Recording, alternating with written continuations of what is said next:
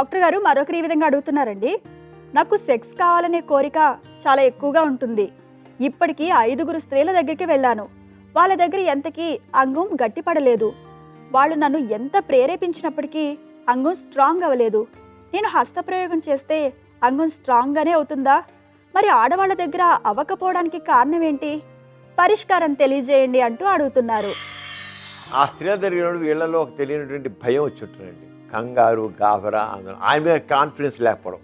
నేను చేయగలను అనే కాన్ఫిడెన్స్, నేనేదో తనకేదో లోపం ఉందని ఫీల్ అవుతున్నారు. సబ్కాన్షియస్గా ఆయన కొరకన్నా డౌట్ ఉంది ఆయన మీద ఆయనకే డౌట్ ఉంది. ఆ డౌట్ని బట్టి ఆయన విలువడాలని చేస్తానో చేయను ఎవరికల్లా అంగం గట్టిపడదు. సెక్స్ విషయంలో ఎప్పుడైనా సరే మనసులో ఏమైనా భయం ఉన్నా, కంగారు ఉన్నా, గాబరా ఉన్నా, డౌట్ ఉన్నా అంగం స్తంభించదు. ఆయన విషయం అది జరుగుతుంది.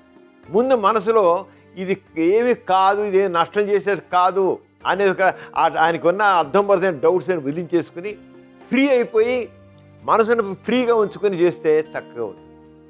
మనసులో డౌట్ పెట్టుకుని ఎన్ని చేసినా దండుగా, ఆయన ఉన్న అనుమానాలను దండుగా, హస్తప్రయోగం గురించి కానీ, అంగ పరిమాణం గురించి కానీ, ఇంకోటి కానీ అన్ని మీనింగ్లెస్. ముందు ఆయనలోనండి ఆ భయాల్ని అపోలో డాక్యుమెంట్కి వెళ్ళి చర్చించి తెలుసుకుని అక్కడ మనసు ఫ్రీ చేసేసుకుని ఉంటే చక్కగా అంగం కలుగుతుంది. లేకపోతే ఆ 6 కాదు 60 మంది దగ్గరికి వెళ్ళినా ఇదే పరిస్థితి.